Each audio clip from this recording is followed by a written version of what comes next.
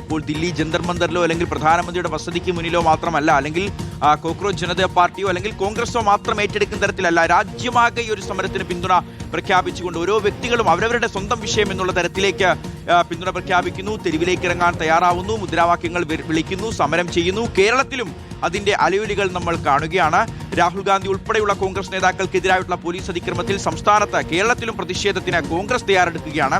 ഇന്നിപ്പോൾ സംസ്ഥാന വ്യാപകമായി തന്നെ പ്രതിഷേധങ്ങൾ സംഘടിപ്പിക്കാൻ KPCC ആഹ്വാനം ചെയ്തിട്ടുണ്ട്. ജില്ലാ തലങ്ങളിലും പ്രാദേശിക തലങ്ങളിലും പ്രതിഷേധ പ്രകടനങ്ങൾ നടത്താനാണ് നിർദ്ദേശം. മണ്ഡലം കമ്മിറ്റികളുടെ നേതൃത്വത്തിലാണ് പ്രതിഷേധ പ്രകടനങ്ങൾ സംഘടിപ്പിക്കുക. അരുൺ സോളമനുണ്ട്, നമുക്കൊപ്പം വിവരങ്ങൾ ചോദിക്കാം. Arun, good morning. അരുൺ, ഇന്നലെ രാത്രിയേറെ വൈകിയും നമ്മൾ തലസ്ഥാന നഗരിയിലും കോഴിക്കോടും കൊച്ചിയിൽ നിന്നെല്ലാം കണ്ട കാഴ്ചയുണ്ട്. KPCC പ്രസിഡന്റ്, മുൻ KPCC പ്രസിഡന്റുമാർ, മന്ത്രിമാർ, MLA മാർ എല്ലാവരും മുദ്രാവാക്യം വിളികളുമായി നേരിട്ട് തെരുവിലേക്ക് ഇറങ്ങുകയാണ്, സമരം ചെയ്യുകയാണ്. അപ്പോൾ ഇന്ന് അതിൻ്റെ ഒരു വലിയ രൂപം സംസ്ഥാനമാകെ വലിയ പ്രതിഷേധം ഇന്ന് രാവിലെ മുതൽ തന്നെ കാണും അല്ലേ അരുൺ? Shibas, good morning. രാജ്യവ്യാപകമായി നടക്കുന്ന പ്രതിഷേധം, അത് പ്രത്യേകിച്ചും തലസ്ഥാന നഗരം സംഘർഷഭരിതമായതിന് പിന്നാലെ ഈ പോലീസ് അതിക്രമത്തിൽ പ്രതിഷേധിച്ചുകൊണ്ടാണ് ഇന്നലെ ഇപ്പോൾ KPCCയുടെ നേതൃത്വത്തിൽ ലോക് ഭവനിലേക്ക് മാർച്ച് നടത്തിയത്. അതിൽ മന്ത്രിമാരായിട്ടുള്ള സണ്ണി ജോസഫും M ലിജു അടക്കമുള്ളവർ, OJ ജനീഷ് അടക്കമുള്ളവർ മുൻനിരയിൽ ഉണ്ടായിരുന്നു. ഇന്നലെ തന്നെയാണ് ഈ പ്രഖ്യാപനവും നടത്തിയത്. ഇന്ന് ജില്ലാ ആസ്ഥാനങ്ങളിലും അതുപോലെ തന്നെ ഈ മണ്ഡലം കോൺഗ്രസ് കമ്മിറ്റികളുടെ നേതൃത്വത്തിലും ഈ പ്രതിഷേധം വ്യാപിപ്പിക്കാനാണ് നിലവിൽ തീരുമാനിച്ചിരിക്കുന്നത്. അത് തിരുവനന്തപുരത്ത് മാത്രമല്ല, സംസ്ഥാന വ്യാപകമായി ഈ പ്രതിഷേധം അലയൊലി കൊള്ളുമെന്നുള്ള മുന്നറിയിപ്പ് നിലവിൽ നൽകിയിരിക്കുകയാണ്. നേരത്തെ തന്നെ രാഹുൽ ഗാന്ധി അടക്കമുള്ള MPമാരും മന്ത്രിമാരെ അടക്കമുള്ളവരെ ജനാധിപത്യപരമല്ലാതെ അറസ്റ്റ് ചെയ്ത് നീക്കി എന്നുള്ളത് പ്രതിഷേധിച്ചുകൊണ്ടാണ് ഇന്നലെ സംസ്ഥാന വ്യാപകമായി തന്നെയാണ് ആ പ്രതിഷേധം രൂപം കൊണ്ടത്. തിരുവനന്തപുരത്ത് ലോക് ഭവനിലേക്കാണ് KPCCയുടെ നേതൃത്വത്തിൽ ഈ മാർച്ച് സംഘടിപ്പിച്ചുവെങ്കിൽ കൊല്ലത്തും അതുപോലെ തന്നെ പത്തനംതിട്ടയിലൊക്കെ അതിന്റെ അലയൊലി കണ്ടു. മറ്റൊന്ന്, ആലപ്പുഴയിലും കണ്ണൂരിലും ട്രെയിൻ തടഞ്ഞുകൊണ്ട് തന്നെ യൂത്ത് കോൺഗ്രസും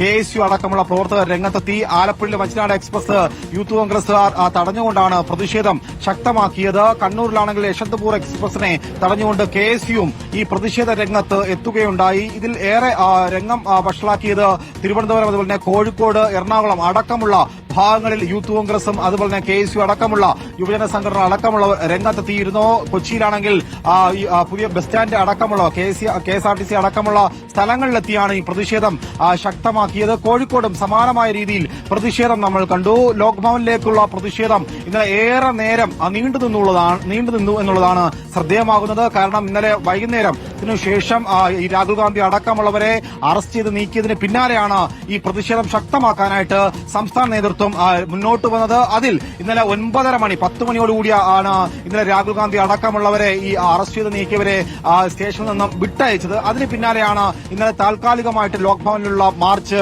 അവസാനിപ്പിച്ചത്. എന്തായാലും ഇന്ന് സംസ്ഥാന വ്യാപകമായിട്ട് വീണ്ടും ഈ പ്രതിഷേധം ശക്തമാക്കാനാണ് തീരുമാനമെടുത്തിരിക്കുന്നത്. ഇതിൽ പ്രധാനമായിട്ട് മുന്നോട്ട് വച്ചിരിക്കുന്ന ആവശ്യം ഈ കേന്ദ്ര വിദ്യാഭ്യാസ മന്ത്രിയുടെ രാജി തന്നെയാണ്. ധർമ്മേന്ദ്ര പ്രധാൻ രാജിവെച്ച് പിന്മാറണമെന്നുള്ള ആവശ്യം തന്നെയാണ് കോൺഗ്രസ് മുന്നോട്ട് വച്ചിരിക്കുന്നത്. എന്തായാലും സോനം വാങ്ചോക് അടക്കമുള്ളവർ ഈ പ്രതിഷേധവുമായി ബന്ധപ്പെട്ട് നിരാഹാര സമരത്തിലാണ്. CJP ഈ സമരത്തിൽ മുന്നോട്ട് നിൽക്കുമ്പോഴാണ് കോൺഗ്രസ് അടക്കമുള്ള മറ്റ് ഇതര സംഘടനകളും യുവജന പ്രസ്ഥാനങ്ങളും അടക്കമുള്ളവർ CJPക്ക് പിന്തുണയുമായിട്ട് രാജ്യ തലസ്ഥാനത്തെത്തിയത്. പക്ഷേ ഇന്നലെ ജനാധിപത്യ വിരുദ്ധമായിട്ട് രാഹുൽ ഗാന്ധിയും അതുപോലെ തന്നെ പ്രിയങ്ക ഗാന്ധി അതുപോലെ തന്നെ MPമാർ, മന്ത്രിമാർ അടക്കമുള്ളവരെ പ്രതിഷേധിച്ചവരെ ഒന്നടങ്കം ജനാധിപത്യ വിരുദ്ധമായിട്ട് അറസ്റ്റ് ചെയ്ത് നീക്കുന്ന ഒരു രംഗമാണ് ഇന്നലെ ഡൽഹി സാക്ഷ്യം വഹിച്ചത്. അതിന് പിന്നാലെ തന്നെ കോൺഗ്രസ് ഈ ഒരു പ്രതിഷേധത്തെ സംസ്ഥാന വ്യാപകമാക്കാനായിട്ട് തീരുമാനിച്ചിരിക്കുകയാണ്. എന്തായാലും ഈ കോൺഗ്രസിന്റെ പ്രതിഷേധം മറ്റ് സംസ്ഥാനങ്ങളിലേക്ക് എങ്ങനെ വ്യാപിപ്പിക്കും എന്നുള്ളതാണ് നമ്മൾ ഇനി നോക്കിക്കാണേണ്ടത്. കോൺഗ്രസ് ഭരിക്കുന്ന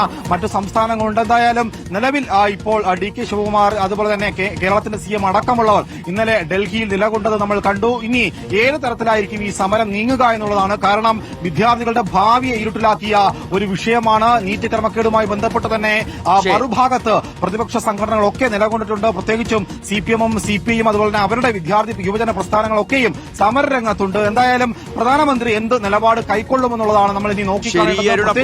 സംഭവബഹുലമായ ഒരു ദിവസമായിരിക്കും ഇന്ന്. കേരളത്തിലും വലിയ പ്രതിഷേധം നമ്മൾ കാണും. ആ പ്രതിഷേധങ്ങൾക്ക് മന്ത്രിമാരും കോൺഗ്രസിന്റെ പ്രധാനപ്പെട്ട നേതാക്കളും MLA-മാരും മുൻ മന്ത്രിമാരും അടക്കം നേതൃത്വം നൽകും എന്നുള്ള കാര്യത്തിലും യാതൊരു സംശയവുമില്ല. അങ്ങനെ ഒറ്റക്കെട്ടായി രാജ്യമാകെ ഈ ഒരു പ്രതിഷേധ സമരത്തോടൊപ്പം ചേരുകയാണ്, വിദ്യാർത്ഥികളുടെ വികാരം ഏറ്റെടുക്കുകയാണ്.